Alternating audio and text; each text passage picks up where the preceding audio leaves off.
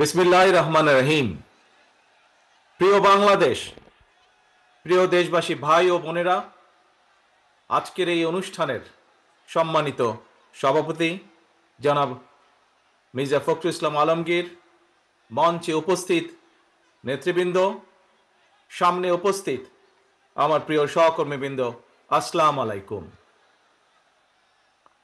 বাংলাদেশের বীর ছাত্র জনতা, নারী, শিশু, কৃষক, শ্রমিক, সকল শ্রেণী পেশার মানুষ, সর্বস্তরের জনগণ বিশ্বকে দেখিয়ে দিয়েছে বাংলাদেশের জনগণ বন্দুকের সামনে বুক পেতে দিতে রাজি, তবুও তারা স্বৈর শাসনকে মেনে নিতে রাজি নয়।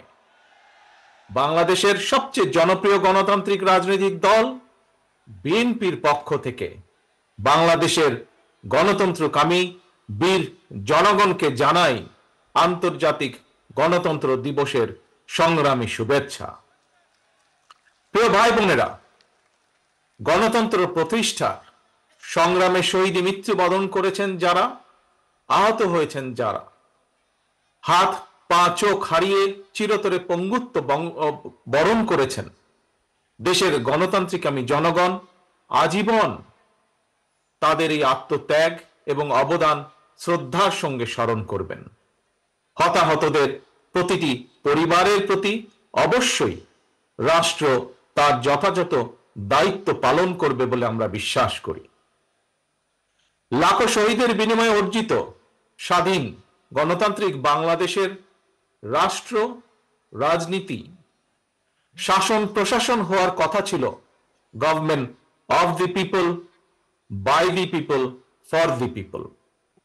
অথচ গত 15 বছর বাংলাদেশে মাফিয়া শাসন চালু করা হয়েছিল।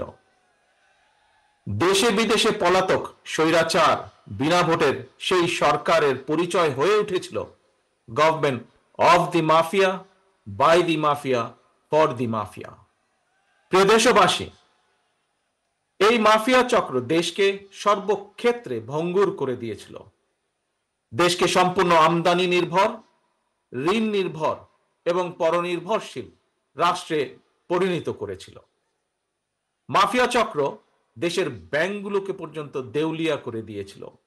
গত 1.5 দশকে দেশ থেকে প্রায় 17 লক্ষ কোটি টাকারও বেশি পাচার হয়ে করে দিয়েছে এরা। 5ই আগস্টের পতিত স্বৈরাচারের বেপরোয়া দুর্নীতি আর লুটপাটের কারণে বাংলাদেশের বৈদেশিক ঋণ বর্তমানে $100 বিলিয়ন বেশি ছাড়িয়েছে। বাংলাদেশে আজ যে শিশুটি জন্ম নিয়েছে কোনো কারণ ছাড়াই, সেই নিষ্পাপ শিশুটিরও মাথাপিছু ঋণ কমপক্ষে 1.5 লক্ষ টাকা। প্রিয় ভাই বোনেরা, মাফিয়া চক্র দেশকে শুধু অর্থনৈতিকভাবেই ভঙ্গুর করে দেয়নি, দেশের আর্থ সামাজিক সাংস্কৃতিক এবং রাজনৈতিক রীতিনীতিকেও ধ্বংস করে দিয়েছে। প্রতিটি সাংবিধানিক এবং বিধিবদ্ধ প্রতিষ্ঠান অকার্যকর করে ফেলা হয়েছিল। খোদ বিচার বিভাগকেই ফ্যাসিবাদের সূতিকাগারে পরিণত করা হয়েছিল। একটি রাষ্ট্র কতটা সভ্য এবং গণতান্ত্রিক সেটি দেশের আইন শৃঙ্খলা বাহিনীর আচরণে স্পষ্ট হয়ে ওঠে। কিন্তু মাফিয়া চক্র দলীয় স্বার্থে ব্যবহার করতে গিয়ে দেশের আইন শৃঙ্খলা বাহিনীকেও সম্পূর্ণ বিপর্যস্ত করে দিয়েছে। গণতন্ত্রকামী প্রিয় ভাই ও বোনেরা, অন্যায়, অনিয়ম আর অরাজকতার বিরুদ্ধে গণবিস্ফোরণে মাফিয়া চক্রের প্রধান দেশ ছেড়ে পালানোর পর দেশে মাফিয়া শাসন শোষণের অবসান ঘটেছে। পতিত স্বৈরাচারের পলায়নের মধ্যে দিয়ে একটি গণতান্ত্রিক মানবিক বাংলাদেশ গড়ার পথে প্রধান বাধা হয়তো দূর হয়েছে, তবে বাধা দূর হলেও মাফিয়া চক্রের রেখে যাওয়া 15 বছরের জঞ্জাল কিন্তু এখনো দূর হয়নি। এই জঞ্জালকে দূর করে জনগণের, বাংলাদেশের জনগণের ভোটে জনগণের কাছে জবাবদিহিমূলক একটি গণতান্ত্রিক সরকার প্রতিষ্ঠার লক্ষ্যে অন্তর্বর্তীকালীন বর্তমান সরকার কাজ করছে। তবে মাফিয়া চক্রের প্রধান দেশ ছেড়ে পালালেও মাফিয়া চক্রের বেনিফিশিয়ারি অপশক্তি প্রশাসনের ভেতরে থেকে কিংবা রাজনীতির ছদ্মবরণে অন্তর্বর্তীকালীন সরকারকে চ্যালেঞ্জ ছুড়ে দেওয়ার অপচেষ্টা কিন্তু অব্যাহত রেখেছে। প্রিয় দেশবাসী, ভাই ও বোনেরা, বর্তমান অন্তর্বর্তীকালীন সরকার হাজারো শহীদের রক্তের বিনিময় লক্ষ কোটি জনতার গণ অভ্যুত্থানের ফসল। এই সরকারের কোনো কোনো কার্যক্রম সকলের কাছে হয়তো সাফল্য হিসাবে বিবেচিত নাও হতে পারে, কিন্তু এটি আমাদের প্রত্যেককে মনে রাখতে হবে, এই সরকারের ব্যর্থতা আমাদের সকলের ব্যর্থতা, বাংলাদেশের পক্ষের গণতান্ত্রিকামী জনগণের ব্যর্থতা। সুতরাং এই অন্তর্বর্তীকালীন সরকারকে কোনোভাবেই ব্যর্থ হতে দেওয়া যাবে না। দেশে বিদেশে থেকে নানা রকমের উস্কানিতেও জনগণ অন্তর্বর্তীকালীন সরকারকে ব্যর্থ হতে দেবে না। তবে অন্তর্বর্তীকালীন সরকার যাতে নিজেরাই নিজেদের ব্যর্থতার কারণ না হয়ে দাঁড়ায়, সে ব্যাপারে তাদেরকেও সতর্ক থাকতে হবে। বাংলাদেশ কিংবা যে কোনো দেশেই গণ অভ্যুত্থানের মাধ্যমে গঠিত সরকার অবশ্যই জনগণের সরকার। তাই জনগণ অন্তর্বর্তীকালীন সরকারের প্রতি সহযোগিতা অব্যাহত রেখেছে, রাখবে।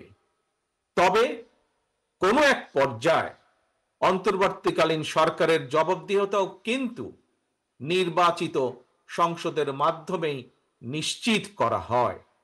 সুতরাং জনগণের রাজনৈতিক ক্ষমতায়নের মাধ্যমে একটি নির্বাচিত সংসদ এবং সরকার প্রতিষ্ঠায় অন্তর্বর্তীকালীন সরকারের সকল সংস্কার কার্যক্রমের প্রথম এবং প্রধান টার্গেট হওয়া জরুরি। এজন্যই আমরা মনে করি অগ্রাধিকার ভিত্তিতে জনগণের ভোটে নির্বাচিত প্রতিনিধিদের দ্বারা জবাবদিহিমূলক সরকার এবং সংসদ প্রতিষ্ঠার লক্ষ্যকে সামনে রেখেই সংস্কার কার্যক্রম এগিয়ে নেওয়া দরকার। কারণ জনগণের রাজনৈতিক ক্ষমতায়ন ছাড়া সংস্কার কার্যক্রমে প্রক্রিয়ায় জনগণের সরাসরি সম্পৃক্ততা ছাড়া উন্নয়ন, গণতন্ত্র কিংবা সংস্কার কোনোটিই টেকসই এবং কার্যকর হয় না। একটি অবাধ, সুষ্ঠু এবং নিরপেক্ষ নির্বাচনের মাধ্যমে প্রতিটি ভোটারের ভোট প্রদানের অধিকার নিশ্চিত করে ভোটারদের কাঙ্ক্ষিত প্রতিনিধি নির্বাচন করার অধিকার প্রতিষ্ঠার মাধ্যমেই জনগণের রাজনৈতিক ক্ষমতায়ন নিশ্চিত করা সম্ভব। এবং সেই লক্ষ্যে বিশেষ করে নির্বাচন কমিশন, জনপ্রশাসনের সংস্কার এবং আইন শৃঙ্খলা বাহিনীকে সক্ষম এবং উপযুক্ত করে তুলতে হবে। অগ্রাধিকার ভিত্তিতে পদক্ষেপ নিতে হবে।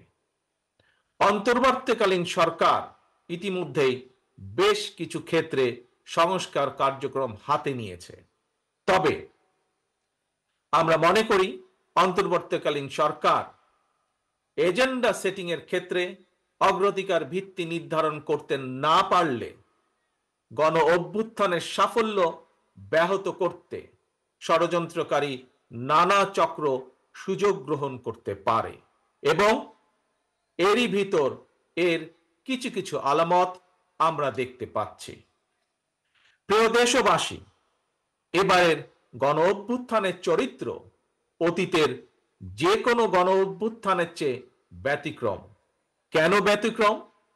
কারণ পলাতক স্বৈরাচারের অবৈধ শাসনকালে সকল গণতান্ত্রিক অধিকার, মানবাধিকার হারিয়ে জনগণ পরাধীনতার শৃঙ্খলে আবদ্ধ হয়ে পড়েছিল। এমনকি হুমকির সম্মুখীন ছিল দেশের স্বাধীনতা ও সার্বভৌমত্ব। তাই এবারের গণ অভ্যুত্থানের মধ্যে দিয়ে কেবল মানুষের অধিকারই প্রতিষ্ঠিত হয়নি, দেশের স্বাধীনতা সার্বভৌমত্ব রক্ষা পেয়েছে। দেশ এবং জনগণ এখন স্বাধীন। গুম, খুন, অপহরণ আর বিভীষিকাময় আয়নাঘরের আতঙ্ক মুক্ত। স্বাধীনতা সার্বভৌমত্ব রক্ষার পর এবার দেশ এবং জনগণের স্বাধীনতা সুরক্ষায় প্রথম কাজ হতে হবে রাষ্ট্র এবং সমাজে মানুষের গণতান্ত্রিক অধিকার এবং লুণ্ঠিত ভোটের অধিকারকে পুনঃপ্রতিষ্ঠিত করা। তাই প্রিয় ভাই ও বোনেরা, দেশে বর্তমানে প্রায় 12.5 কোটি ভোটার। এর মধ্যে 2009 সাল থেকে এ পর্যন্ত ভোটার তালিকায় প্রায় 2.5 কোটিরও বেশি নতুন ভোটার সংযুক্ত হয়েছেন। ভোটার হবার পর তরুণ প্রজন্মের এই 2.5 কোটিরও বেশি ভোটার একটিও জাতীয় নির্বাচনে ভোট দেবার সুযোগ পায়নি। ভোট দিয়ে তারা তাদের কাঙ্ক্ষিত জনপ্রতিনিধি নির্বাচন করতে পারেনি, অথবা তাদের নিজেরাও কেউ ভোটে নির্বাচিত হয়ে জনগণের প্রতিনিধিত্ব করার সুযোগ পায়নি। বিএনপি বিশ্বাস করে, বিএনপি মনে করে দেশের জনশক্তির অর্ধেক নারী এবং তারুণ্যের এই বৃহৎ অংশকে রাজনৈতিক অংশীদারিত্বের বাইরে রেখে একটি বৈষম্যহীন মানবিক রাষ্ট্র গঠন সম্ভব নয়। সংবিধান কিংবা প্রবিধানে যাই থাকুক, জনগণের রাজনৈতিক এবং অর্থনৈতিক ক্ষমতায়ন নিশ্চিত করা না গেলে, সংস্কার প্রক্রিয়ায় জনগণকে সম্পৃক্ত করা না গেলে শেষ পর্যন্ত কোনো সংস্কার কার্যক্রমেরই কার্যকরী ফল পাওয়া যাবে না। প্রিয় দেশবাসী, ভাই ও বোনেরা, রাষ্ট্র, রাজনীতি এবং রাজনৈতিক দল হিসেবে বিএনপি দলীয় রাজনৈতিক কার্যক্রম সংস্কারের লক্ষ্যে প্রথমে 2022, পরবর্তীতে 2023 সালে বাংলাদেশের পক্ষের গণতান্ত্রিক রাজনৈতিক দলগুলোর প্রতিনিধিদের উপস্থিতিতে 31 দফা কর্মসূচি ঘোষণা করেছিল। তবে ঘোষিত 31 দফাই শেষ কথা নয়। বিএনপি মনে করে রাষ্ট্র কিংবা রাজনীতি সকল ক্ষেত্রেই সংস্কার কার্যক্রম একটি ধারাবাহিক এবং চলমান প্রক্রিয়া। সুতরাং রাষ্ট্র এবং রাজনীতি সংস্কারে বিএনপি ঘোষিত 31 দফা সংস্কার কর্মসূচির আরো প্রয়োজনীয় পরিবর্তন পরিমার্জনকেও বিএনপি স্বাগত জানায়। এমনকি কেউ যদি মনে করেন একটি উন্নত এবং নিরাপদ বাংলাদেশের জন্য আরো নতুন রাজনৈতিক দলের প্রয়োজন রয়েছে, তাতেও দোষের কিছু নেই। কারণ শেষ পর্যন্ত জনগণই চূড়ান্ত সিদ্ধান্ত নেবে। জনগণ কাকে সমর্থন জানাবে কিংবা কাকে সমর্থন দেবে না, এটি তাদেরই চূড়ান্ত বিষয়। এ কারণেই বিএনপি বরাবর জনগণের ভোটের অধিকারের উপর জোর দিয়েছে। বিএনপি মনে করে একমাত্র অবাধ, সুষ্ঠু নির্বাচনের মাধ্যমেই রাষ্ট্র, রাজনীতি এবং রাজনৈতিক বন্দোবস্তের সঙ্গে জনগণের প্রত্যক্ষ অংশদারিত্ব তৈরি হয়। গণতান্ত্রিক আমি প্রিয় ভাই ও বোনেরা, গণ অভ্যুত্থান কিংবা সংস্কার কার্যক্রম নিয়ে রাজনীতির মাঠে নানা রকম কথা হচ্ছে। গণতান্ত্রিক রাজনীতিতে এটি একটি স্বাভাবিক এবং গ্রহণযোগ্য রীতি। প্রত্যেকেই তাদের নিজ নিজ দৃষ্টিভঙ্গি প্রকাশ করবেন, এটিই স্বাভাবিক। এই নিয়ে বিচলিত হওয়ার কোনোই কিছু নেই। একজন রাজনৈতিক কর্মী হিসাবে আমি বিশ্বাস করি, ফৌজদারি অপরাধের বিচার যেমন বিচারিক আদালতে হয়, ঠিক তেমনি রাজনৈতিক কর্মকাণ্ড কিংবা রাজনৈতিক আচরণের বিচার হয় জনগণের আদালতে।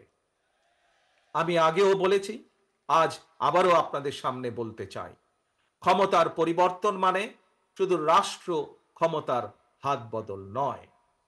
ক্ষমতার পরিবর্তন মানে রাষ্ট্র এবং রাজনীতির গুণগত পরিবর্তন। তাই প্রতিটি রাজনৈতিক নেতাকর্মীর মনে রাখা প্রয়োজন, রাজনীতির গুণ পরিবর্তনের জন্য রাজনৈতিক দলের নেতাকর্মীদের আচার আচরণেও গুণগত পরিবর্তন জরুরি। সুতরাং আমার আহ্বান, কোনো প্রলোভন কিংবা উস্কানিতে বিভ্রান্ত না হয়ে জ্ঞানভিত্তিক রাষ্ট্র এবং সমাজের নেতৃত্ব দানের জন্য নিজেদেরকে প্রস্তুত করুন। গণতান্ত্রিক আমি প্রিয় ভাই ও বোনেরা, হাজারো শহীদের রক্ত স্নাত এই রাজপথে আজ আপনাদের এই স্বতঃস্ফূর্ত উপস্থিতির অর্থ জনগণের কাঙ্ক্ষিত বৈষম্যহীন বাংলাদেশ গড়ার এই যাত্রা পথে বাংলাদেশের পক্ষের শক্তিকে আরো কিছু পথ পাড়ি দিতে হবে। তবে সেই পথ অবশ্যই নয় সন্ত্রাস, সংঘর্ষ, প্রতিশোধ কিংবা প্রতিহিংসা, বরং সেই পথ হবে ধৈর্য, সহনশীলতা এবং সমঝোতা।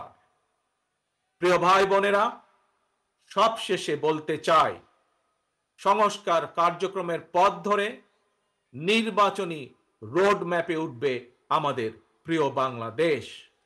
সুতরাং আসুন আমরা সবাই কাজের মাধ্যমে জনগণের বিশ্বাস, জনগণের ভালোবাসা অর্জন করি, জনগণকে সঙ্গে রাখি, জনগণের সঙ্গে থাকি। আল্লাহ হাফেজ। বাংলাদেশ জিন্দাবাদ। বাংলাদেশ জাতীয়তাবাদী দল জিন্দাবাদ। ধন্যবাদ।